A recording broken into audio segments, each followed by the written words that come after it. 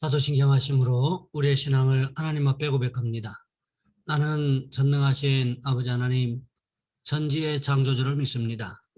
나는 그의 유일하신 아들 우리 주 예수 그리스도를 믿습니다. 그는 성령으로 잉태되어 동정녀 마리아에게서 나시고 본디오 빌라도에게 고난을 받아 십자가에 못 박혀 죽으시고 장사된 지 사흘 만에 죽은 자 가운데서 다시 살아나셨으며 하늘에 오르시어 전능하신 아버지 하나님 우편에 앉아 계시다가 거기로부터 살아있는 자와 죽은 자를 심판하러 오십니다. 나는 성령을 믿으며 거룩한 공교회와 성도의 교제와 죄를 용서받는 것과 몸의 부활과 영생을 믿습니다. 아멘. 찬송가 393장입니다.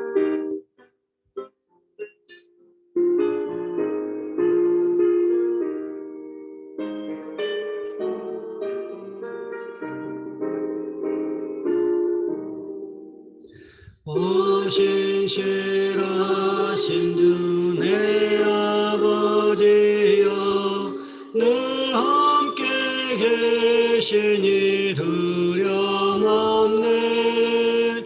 그 사랑 변찮고 날 지키시며 어제나 오늘이 한결같네. 오 신실하신 주, 오 신실하신 주, 날마다 자비를 베푸시며 일용할 모든 것 내려주시니 오 신실하신 주, 나의 구주. 봄철과 또 여름 가을과 겨울 해와 달 별들로 다 주의 것 만물이 주 영광 드러내도다. 신실한 주 사랑 나타내네. 오 신실하신 주, 오 신실하신 주, 날마다 나비를 베푸시며 일용할 모든 것 내려주시니 오 신실하신 주, 나의 구주.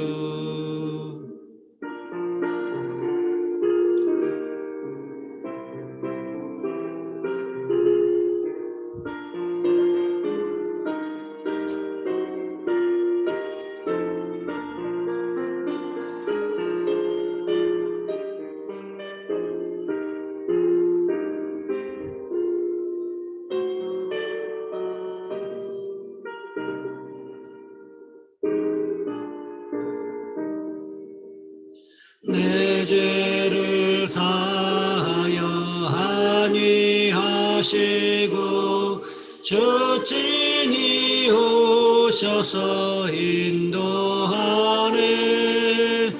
오늘의 힘되고 내일의 소망 주만이 만복을 내리시네.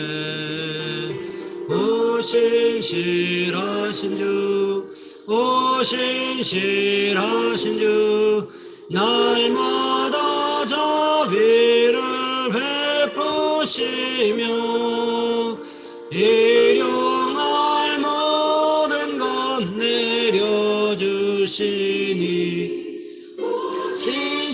신실하신 주, 나의 구주. 오늘 말씀 열왕기하 5장에서 보겠습니다. 열왕기하 5장 8절로 14절까지 말씀입니다. 제가 가진 성경은 구약성경 568쪽에 있습니다. 제가 봉독해 드립니다. 하나님의 사람 엘리사가 이스라엘 왕이 자기 옷을 찢었다함을 듣고 왕에게 보내 이르되 왕이 어찌하여 옷을 찢었나이까? 그 사람을 내게로 오게 하소서. 그가 이스라엘 중에 선지자가 있는 줄을 알리이다 하니라. 나아만이 이에 말들과 병거들을 거느리고 이르러 엘리사의 진분에 서니 엘리사가 사자를 그에게 보내 이르되 너는 가서 요단강에 몸을 7번 씻으라. 내 살이 회복되어 깨끗하리라 하는지라. 나아만이 노하여 물러가며 이르되 내 생각에는 그가 내게로 나와서서 그의 하나님 여호와의 이름을 부르고 그의 손을 그 부위 위에 흔들어 나병을 고칠까 하였도다. 다메섹 땅 아바나와 바르발은 이스라엘 모든 강물보다 낫지 아니하냐. 내가 거기서 몸을 씻으면 깨끗하게 되지 아니하려 하고 몸을 돌려 분노하여 떠나니 그의 종들이 나와서 말하여 이르되 내 아버지여 선지자가 당신에게 큰 일을 행하라 말하였다면 행하지 아니하였으리이까. 하물며 당신에게 이르기를 씻어 깨끗하게 하라 함이리이까 하니 나만이 이에 내려가서 하나님의 사람의 말대로 요단강에 7번 몸을 잠그니 그의 살이 어린아이의 살같이 회복되어 깨끗하게 되었더라. 아멘. 오늘 본문의 말씀을 가지고 선택의 순간에 라는 제목으로 함께 말씀을 살펴보겠습니다. 암스테르담 올림픽 때의 일이었습니다. 한 경기장에서 이탈리아와 프랑스 간에 금메달이 걸린 결승 펜싱 경기가 벌어지고 있었습니다. 두 선수는 열심히 싸웠으며 관중들은 숨을 죽이고 지켜보고 있었습니다. 키가 큰 이탈리아 선수는 프랑스 선수보다 펜싱용 칼을 더 멀리까지 내뻗을 수 있었기 때문에 프랑스 선수는 불리한 위치에 있었습니다. 때문에 프랑스 선수는 더 적극적으로 열심히 공격했습니다. 공격과 방어가 마치 번개처럼 너무나 빠르게 진행되어 관객들은 하나하나의 검 놀림과 그에 대한 방어를 비춰 눈으로 따라갈 수 없을 정도였습니다. 그런데 갑자기 심판관이 뛰어들며 중지를 요청했습니다. 심판 중에 한 명이 이탈리아 선수가 프랑스 선수를 맞추었을지도 모른다고 생각했기 때문이었습니다. 숨소리 하나 없던 관객들 사이에서는 신음소리가 흘러나왔습니다. 만일 프랑스 선수가 칼에 맞았다면 금메달을 놓치게 되는 것입니다. 이탈리아 선수는 조용히 서서 그저 보호용 뇌관이 프랑스 선수의 몸에 닿았는지를 알아보기 위해 칼끝만을 쳐다보고 있었습니다. 솔직히 이탈리아 선수조차도 명중했는지에 대해서 잘 알지 못했던 것입니다. 프랑스 선수도 꼼짝 않고 있었습니다. 그 사이에 심판들이 모여 서로 의견을 나눈 후 드디어 판정이 떨어졌습니다. 맞추지 못함. 일시에 관중들은 안도의 숨을 내쉬었습니다. 그런데 그때 이상한 일이 벌어졌습니다. 갑자기 프랑스 선수가 마스크를 벗었던 것입니다. 그의 얼굴은 아주 빨갛게 상기되어 있었으며 날카로운 광채를 얼굴 가득히 발하고 있었습니다. 그는 가슴 앞에 펜싱용 칼을 수직으로 올리고는 심판에게로 한 걸음 다가가 말했습니다. 나는 칼에 닿았습니다. 프랑스 선수는 금메달을 얻을 수 있는 기회를 포기했습니다. 그에게는 거짓으로 얻은 금메달보다 진실이 더 중요했던 것입니다.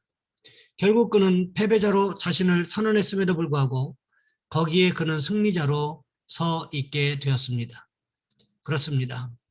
선택의 순간에 어떤 선택을 하느냐에 따라서 결과가 달라지기도 하고 또 비난을 받기도 하고 칭찬을 받게 되어 있다는 것입니다.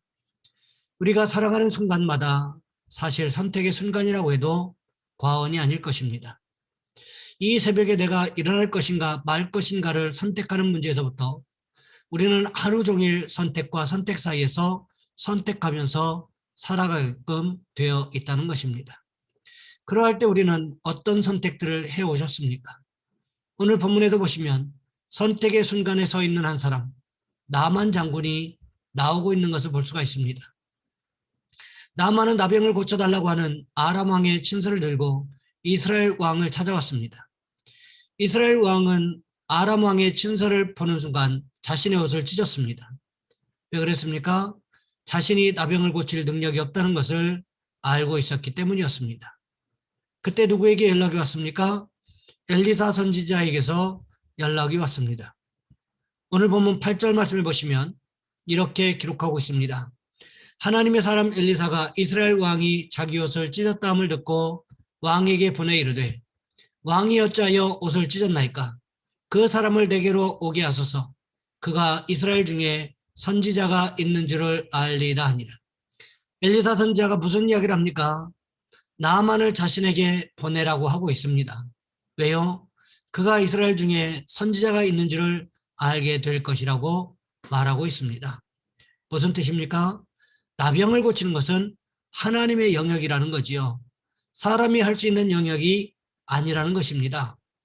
그런데 하나님께서 엘리사 선지자 자신을 통해서 나아만의 나병을 고침으로써 나아만이 이스라엘의 하나님 여호와를 인정할 수밖에 없게 될 것을 말하고 있습니다. 이스라엘 왕이 어떻게 있겠습니까? 나아만에게 엘리사 선지자의 집을 가르쳐주면서 거기로 찾아가면 나병을 고칠 수 있으리라고 말하면서 보냈다는 거지요. 나아만의 입장에서 생각해보면 이해가 되지 않는 행동이었습니다. 이스라엘 왕이 엘리사 선지자의 말을 듣는 것이 아니라 엘리사 선지자가 이스라엘 왕의 명령을 들어야 될 것 같은데 정반대 현상이 일어나고 있었습니다. 어쨌든 나아만은 이런 현상이 이해가 되지 않았지만 할 수 없이 엘리사 선지자의 집 앞에 도착했습니다. 그때 무슨 일이 있었습니까? 오늘 보면 10절 말씀해 보시면 이렇게 기록하고 있습니다. 엘리사가 사자를 그에게 보내 이르되 너는 가서 요단강에 몸을 7번 씻으라. 네 살이 회복되어 깨끗하리라 하는지라. 나아만이 엘리사 선지자의 집으로 오면서 어떤 생각을 했을까요? 이스라엘 왕조차도 자신의 권세 앞에서 쩔쩔매고 있었는데 당연히 엘리사 선지자가 집 앞에서 나아만 장군을 기다리고 있다가 즉시로 기도해서 고쳐줄 것으로 생각했을 것입니다. 그런데 막상 엘리사의 집에 도착해서 보니까 엘리사 선지자는 코빼기도 보이지 않았습니다. 대신에 누가 나타났습니까? 엘리사 선지자가 보낸 사자, 즉 사환 게하시가 나아만 장군에게 나타났습니다. 그러면서 하는 말이 요단강에 가서 몸을 7번 씻으라. 네 살이 회복되어 깨끗하리라. 이렇게 말하고는 사환도 들어가 버리는 것입니다. 이스라엘 왕도 꼼짝 못하게 만든 나아만의 권세가 엘리사 선지자 앞에서는 무용지물이 되는 지경에 이르렀습니다. 가만히 생각해 보시기 바랍니다. 요단강에 가서 7번 몸을 씻으라고 하는 것이 쉬운 일이었을까요? 그렇지 않습니다. 지금도 요단강에 가보면 흙탕물입니다. 이스라엘 땅은 광야와 산지와 평지로 이루어져 있습니다. 게다가 연평균 강수량이 200mm 정도밖에는 되지 않습니다.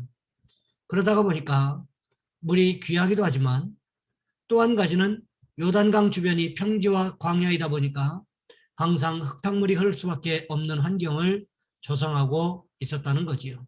그렇다면 나병 환자가 7번 이 흙탕물에 들어갔다가 나오면 깨끗해지게 될 것이라는 엘리사의 말을 신뢰하기가 쉬웠을까요? 예를 들면 아토피 환자나 피부병 환자에게 흙탕물에 들어갔다 나오면 깨끗하게 낫게 될 것이라고 말하면 믿기 쉽겠습니까? 이것은 이상한 처방일 수밖에 없다는 거지요. 말이 안 되는 이야기라는 것입니다. 병이 더 심각해지지 않으면 다행일 수 있는 정상적인 사람으로서는 도저히 순종할 수 없는 말이었다는 거지요. 더군다나 엘리사 선지자가 코빼기도 보이지 않고 사환 게하시에게 말만 전하고 있으니 나아만이 얼마나 화가 났겠습니까? 이런 상황에서 냉정하게 판단할 수 있는 사람이 얼마나 되겠습니까? 이런 순간에 무엇을 선택할 것인가? 이 문제는 너무나 중요한 이야기라는 거지요. 엘리사 선지자가 만일 아람으로 돌아가서 목욕탕에 깨끗한 물을 받아놓고 씻으면 낫게 될 것이라고 했으면 그나마 이해가 될 수도 있었을 것입니다. 하지만 요단강 흙탕물에 7번 목욕하라고 하는 것은 말도 안 되는 처방이었다는 거지요. 그렇다면 이런 선택의 순간에 우리는 무엇을 선택해야 하는 것일까요? 나아만의 이성과 지성은 엘리사의 말을 강력하게 거부하고 있었습니다. 더러운 요단강물에 들어가느니 차라리 아람으로 돌아가자고 말하고 있습니다. 이런 순간에 어떻게 해야 하는 것일까요? 하나님의 말씀을 들었지만 순간 우리의 이성과 지성이 그렇게 해서는 안 된다는 판단을 내리고 있을 때 이런 선택의 순간에 무엇을 선택해 오셨습니까? 우리의 이성과 지성이 하나님의 말씀을 강력하게 부정할 때도 우리는 무엇을 선택해야 하는 것일까요? 하나님의 말씀을 선택해야 한다는 것입니다. 바라기는 오늘 하루를 살아가면서 우리에게 말씀하시는 그 하나님의 말씀을 선택하는 축복이 있으시기를 주님의 이름으로 부탁을 드립니다. 이 시간 한 목소리로 함께 기도하겠습니다. 하나님, 우리가 순간순간마다 하나님의 말씀을 선택하는 축복이 있게 도와주옵소서. 또한 기도하실 것은 나라와 민족을 위하여 주여 한번 간절히 부르신 후에 한 목소리로 함께 기도합니다.